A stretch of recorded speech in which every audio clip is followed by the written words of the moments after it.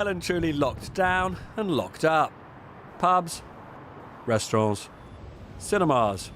But the padlocks will soon come off in what the Prime Minister described as a thaw of the big social and economic freeze induced by coronavirus. Our long national hibernation is beginning to come to an end, and life is returning to our streets and to our shops. The bustle is starting to come back, and a new but cautious optimism is palpable. From the 4th of July, we'll be allowed to get as close as 1 metre to others, down from the current 2 metres, where there's the protection of screens, or if we wear face coverings. That will be a big help to pubs, hotels and restaurants as they reopen. Hairdressers too can go back to work if they wear a visor, and we can go to cinemas and museums. But there'll be no live entertainment in theatres or concert halls, and indoor gyms will stay shut.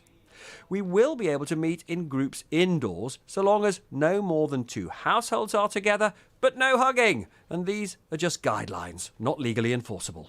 And they only apply in England. There are obviously a number of questions that need to be answered. But overall, I welcome this statement.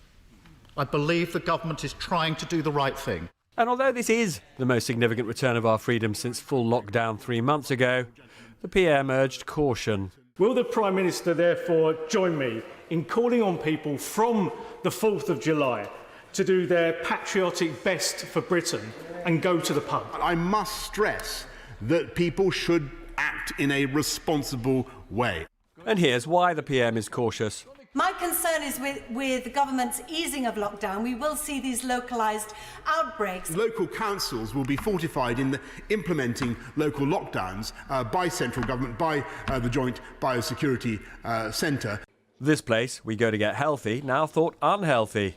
One boss not happy. We're slightly confused as to why there seemed to be a problem with gyms. We thought we'd achieved a good degree of alignment on protocols and reopening, but clearly we'll have to redouble those efforts and recommit ourselves to getting ready to open in the future. Can I ask whether we can expect any further relaxation of social distancing until we've got a workable vaccine, or you're confident that a majority of us are immune? We are going to be living with this virus for a very long time. Every few weeks, we have a different understanding of this virus, and therefore, as our understanding changes, our countermeasures changes, and epidemiology changes, of course, there may be a possibility to relax some things, and there may be sometimes a need to increase others. So I think this shouldn't be seen as a static picture, but it's going to be a long haul.